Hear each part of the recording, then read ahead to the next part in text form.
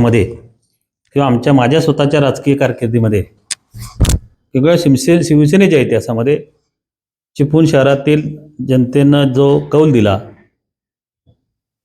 तो कौल पाहता माझ्या या चिपळूण शहरातील सर्व जनतेच्या समोर माझा साष्टांग दंडवत। मी खरं याच ठिकाणी पहिली मुलाखत देऊन मी सुरुवात केलेली होती आणि लोकांना आवाहन केलं होतं आणि माफक माझी अपेक्षा आलं की मी स्वतःसाठी कधी एवढं मागितलं नाही, पण माझ्या कार्यकर्त्यांसाठी किंवा माझ्या ह्या जनतेच्या हितासाठी किंवा विकासासाठी किंवा शिवसेनेच्या शिंदे साहेबांच्या नेतृत्वाखाली या ठिकाणी नगर विकास मंत्री आहेत त्यांनी केलेलं काम मी सांगितलेलं होतं। त्या दृष्टीनं आम्ही एक आवाहन केलं होतं की आम्हाला या ठिकाणी शिवसेना भाजपा युतीला सत्ता द्या। त्याप्रमाणे तंतोतंत सत्ताही दिली आणि माझा नगराध्यक्षाचा उमेदवारी निवडून दिला। त्याबद्दल मी सर्व जनतेचे आम्ही ऋणी आहोत। आता जनतेने तुम्हाला सत्ता तर दिली आहे आणि तुम्ही स्मार्ट सिटीचं आश्वासन दिलं आहे लोकांना, आता नेमके कोणते प्रोजेक्ट प्राधान्याने करण्याचं म्हणत आहे? आता काही थोडंसं आपल्याला भुयारी गटर योजना ज्या काही राहिलेल्या गोष्टी आहेत किंबहुना शहराच्या सुशोभीकरणाच्या दृष्टीने जे काही कामं झालेले आहेत त्याच्यापेक्षा अजून एक प्रभावी होणं किंवा लोकांना सातत्यानं भेडसावणारे काय प्रश्न आहेत की शहर स्वच्छ असलं पाहिजे। तिसरा सगळ्यात महत्त्वाचा, शहराचं जे काही पूर्णपणे विस्तारीकरण होतं ते जे थांबलं आहे की चिपळूण शहराला त्या विस्तारीकरणामध्ये सुद्धा वाढ व्हायला हवी। लोक आता चिपळूणमध्ये पुरामुळे जी ह्याच्यामध्ये होती, संकटात होती, त्यांना भीती वाटत होती राहायला, ती भीती त्यांच्या मनातली दूर व्हावी या दृष्टीने शिंदे साहेबांनी सुद्धा त्या निळ्या लाल निळे रेषेचा सुद्धा उल्लेख त्यावेळेस केलेला आहे। आणि अशा सगळ्या गोष्टीतनं आज या ठिकाणी बिल्डर लॉबी सुद्धा अत्यंत अडचणीत आहे। ती अडचणीत असल्यामुळे इथल्या सर्वसामान्याला घरं मिळणं सुद्धा दुरापस्त झालं आहे। या सगळ्यावर मात करण्यासाठी आपण जे करावं लागेल ते करावं लागेल। आता स्मार्ट सिटी म्हणजे जनतेला जे काय हवं आहे त्यांच्या मनात जी अपेक्षा आहे ती स्मार्ट सिटी, आम्ही त्यांच्या मानाच्या विरुद्ध काहीतरी करायला गेलो मोठं अगदी तर ती काही स्वीकारणार नाही ना। ते त्यांना त्यांच्या मनातलं काय स्मार्ट हवं आहे ते देण्याचा प्रयत्न या ठिकाणी करू। साहेब, जवळजवळ 4-4.5 वर्षानंतर आता नगरसेवक सगळ्या नगरपालिकेमध्ये जात आहेत, गेले। आता मला परिस्थिती अशी आहे की नगरपालिकेमुळे नगरसेवकांना बसायला जागा नाही। यासाठी आता आम्ही नुकतीच आता मला वाटतं नवीन इमारतीचं पहिल्या आम्ही टप्पा हातात घेतोय। कुठल्या गोष्टीत पहिलं काम आता पाणी योजनेचं काम मार्गी लागलेलं आहे, ते आता सुरू झालेलं आहे, पण ते लवकरात लवकर पूर्ण करणं ही आता आमची जबाबदारी आहे। एक दुसरं सर्वात मोठं काम, आपली नगरपालिकेची इमारत ही सुसज्ज आणि उत्तमरित्या हवी। त्याचं प्रत्यक्ष मी आजपर्यंत मला वाटतं अशा पद्धतीनं आम्हाला त्या ठिकाणी नगराध्यक्ष वेगळा, नगरसेवक आमचे वेगळे, असं एक वेगळं होतं। आता तशी परिस्थिती नाही आहे, त्यामुळे आम्हाला त्या ठिकाणी हक्काने जाऊन त्या ठिकाणी त्याचं मी संपूर्ण सर्वे करू आम्ही तिथे कशा पद्धतीने बिल्डिंग बसायला पाहिजे, कशा पद्धतीने एक आगळी वेगळी इमारत की जेणे चिपळूणला जाऊन बघून या की तिथली नगरपंचायतीची नगरपालिकेची इमारत ही कशी केली, अशा पद्धतीने तिचं डिझाईन वगैरे करून घेऊ आणि चांगल्या लवकरात लवकर त्याला निधी तर उपलब्ध होण्याचा काहीच प्रश्न येणार नाही, तो तर आपल्याला प्रॉब्लेम नाही आता, आणि ते आम्ही सर्वजण मिळून ते नक्की करू। साहेब, तुम्हाला चांगला एक मोठा विजय मिळालेला आहे, तुम्ही तुमच्या मार्गदर्शनाखाली कार्यकर्त्यांनी वगैरे सगळं छान काम केलेलं आहे, पण ह्या विजयामध्ये आघाडीची जी भाटापोट झाली त्याचा काही फायदा तुम्हाला मिळाला? प्रत्येक निवडणुका ह्या वेगवेगळ्या परिस्थितीमध्ये लढवल्या जातात। माझी गेल्या वेळची विधानसभेची निवडणूक ही आघाडीमध्ये फाटाफट न होता आमच्यामध्ये फाटाफट झाली, दुसऱ्याला फायदा झाला, वस्तुस्थिती होती तशाच पद्धतीनं। पण त्याचा फायदा कसा उचलायचा तो माझ्या प्रतिस्पर्ध्याने उचलला। पण अशा निवडणुका प्रत्येक वेळी होत असतात, पण त्याचा फायदा उचलणं अचूकपणे आपल्यामध्ये एकजूट ठेवून हे कसं बसतं आणि ते बरोबर तंतोतंत ते आम्ही त्याचा उपयोग करून घेतला।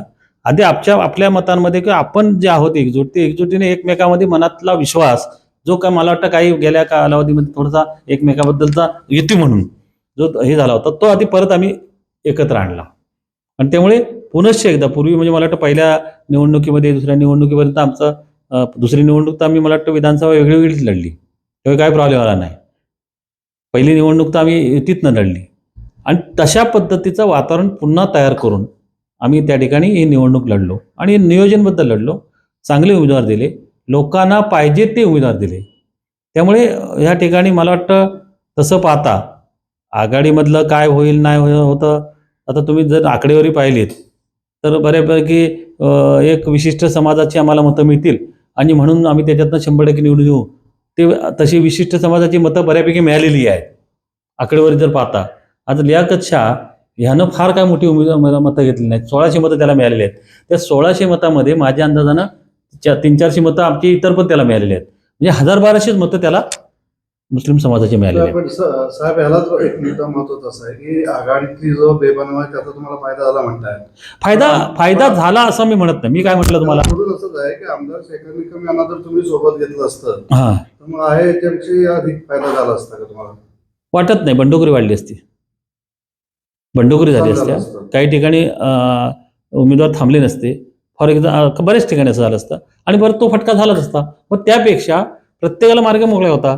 त्याने म्हणजे आम्ही त्यांचं तुम्हाला जो काही सांगितलंय ते फसवणूक म्हणून मी लोकांना म्हटलं तर आम्ही जर फसवणूक केली तर लोक आम्हाला फसवतील. आम्हाला नाही फसवलं ना, मग फसवणूक आम्ही केलेली नाही असं माझं. शरीर जनतेवर पण अवलंबून सोडायला पाहिजे ना. जर आम्ही खरोखर फसवणूक केली होती तर जनतेने आम्हाला फसवलं असतं ना. असं मुळीच काही नव्हतं.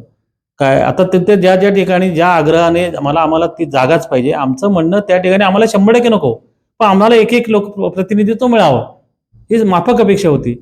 आणि माझं असं म्हणणं होतं की पुलाच्या पलीकडे ज्या ठिकाणी थोडंसं आम्हाला हिंदुत्वाला अँटी मतदार आहे, अँटी सिच्युएशन नेहमी असते, तर असं मी म्हणणार नाही मुस्लिम समाज आमच्याबरोबर नाही. आम्हाला दिली ना मतं. मला वाटतं लियाकतच्या बरोबरीने मतं आमच्या उमेश सपकाळला पडलेली आहेत. आकडेवारी बघा, 700-800 ते 1000 मतं आम्हालाही पडलेत. म्हणजे आम्हाला मतं दिली नाही सर. म्हणजे त्यांचा म्हणजे मला कुठल्या विशिष्ट समाजाबरोबर त्यांच्या बाबतीत मला म्हणजे मुस्लिम समाजाने सुद्धा आम्हाला सहकार्य केलं. ह्या विजयामध्ये त्यांचा सुद्धा वाटा आहे. पण त्या ठिकाणी कोणी सीट घ्यायला तयार नाहीत. आम्ही घेतल्या ना आणि त्या ठिकाणी निवडूनही आणल्या. आमच्या पक्षामध्ये दुई असून सुद्धा म्हणजे आमच्या पक्षाची फूट झाली ना शिवसेनेची. गेल्या वेळेस आम्ही निवडणुका ज्या जिंकल्या त्यावेळेस आमच्या पक्षामध्ये फूट नव्हती, आम्ही एकत्र होतो. आता उभाटा आणि आम्ही शिवसेना वेगवेगळे राहून सुद्धा मी त्या ठिकाणी आम्ही त्या जागा आणल्या. मग त्या ठिकाणी सीट न घेता आमच्या ज्या पारंपरिक जिथे जागा आहेत त्या ठिकाणी आम्ही एक सीट मागत होतो. त्या सीट आम्ही मोरद्यान म्हणजे ह्याच्यामध्ये म्हणजे मला वाटतं राष्ट्रवादी आमच्यावर बरोबर नसताना अजित पवार गट सुद्धा मोठ्या मताधिक्याने आल्या. म्हणजे आमची तिथे मागणी योग्य होती ना. अरे पण आता तुम्ही म्हटल्याप्रमाणे जसं नगरपालिकेत म्हणता की जर आमदार शेखर निकमानं जर परवा घेतलं असतं तर बंडखोरी वाढली असती. हे सूत्र तुम्ही आता जिल्हा परिषदेला वगैरे तसंच वापरणार का? माझं असं म्हणणं होतं आम्हाला जरी बंडखोरी झाली तरी आम्ही आमच्या काही जागा मर्यादित करून आमच्या कार्यकर्त्यांना थांबवण्याचा प्रयत्न केला होता. काही प्रॉब्लेम नाही.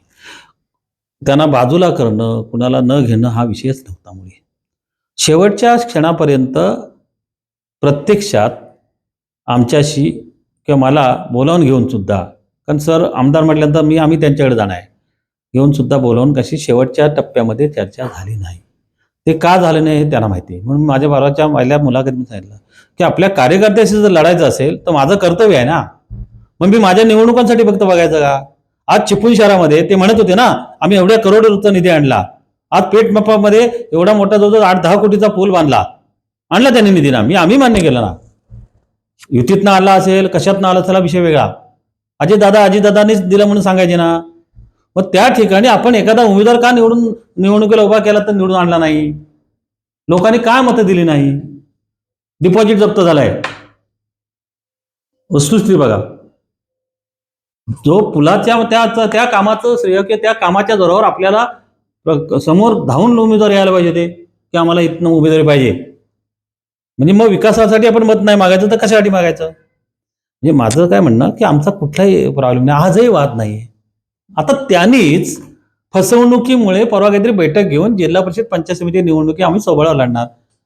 आता ते सोबळावर लढणारच असतील तर मी त्या दिवशी पण सांगितलं तर मला 28-27 उमेदवार उभे करणे स्वतः वैयक्तिक पण माझी करण्याची तयारी आहे. मला कार्यकर्त्याला न्याय द्यायचा आहे, जनता ठरवेल. प्रॉब्लेम तो नाही. मला कुठे सदानंद चव्हाण म्हणून मला काय पाहिजे? त्यांना जर 27 कार्यकर्त्याला माझं संधी मिळत असेल 28 तर आनंदच आहे ना. आता त्यांनी ती भूमिका त्यांनी घेतलेली आहे. आता महायुती आहे, त्या महायुती अशी काय ओव्हरऑल मग मला काय म्हणायचं इथल्या स्थानिक लेवलला तुम्ही तुमच्या निवडणुकांसाठी आमचा लोकांचा उपयोग घ्यायचा आणि कार्यकर्त्यांच्या निवडणुका आल्यानंतर तुम्ही कुठल्या तरी त्याच्यात नवडी मोडल्यासारखं बाजूला व्हायचं आणि वर्ण मात्र त्या सत्तेचा फायदा उचलायचा. हे नाही चालायचं ना. हे चालायचं नाही ना. हे मग तुम्ही मग महायुती कसली, म्हणजे तिथे मात्र त्यातल्या सरकारमध्ये आपल्याला माहिती हवी, आणि मग खाली सर्वसामान्य विचारांची ज्यांनी आता मेहनत करायची त्यांच्यासाठी आपण काय करायचं नाही, असं होत नाही ना. यापुढे पालिकेमध्ये कारभार करताना माहिती राहील. हा ना, माहिती राहील. आता ते आता त्यांचा प्रश्न आहे. माहिती राहील. आता आम्ही तर निवडणूक तर शिवसेना भाजप लढलेली आणि तर असं व्हायचं की एका गेल्या 2019च्या निवडणुकीमध्ये शिवसेना भाजपाचं टोटल सरकार येऊन सुद्धा त्या ठिकाणी आम्ही तिसरीकडे जाऊन बसलो. कोणी त्याचा परिणाम काय झाला? तसं लोकांनी पण आमच्यावर विश्वास टाकलाय, आमचा युती म्हणून टाकलाय. तेव्हा आम्ही इथलं सरकार करताना आम्हाला म्हणून युतीनं पहिलं झालं प्राधान्य. त्यातून जे कोण सहकार्य करतील त्यांना आम्ही बरोबर घेऊन जाणार.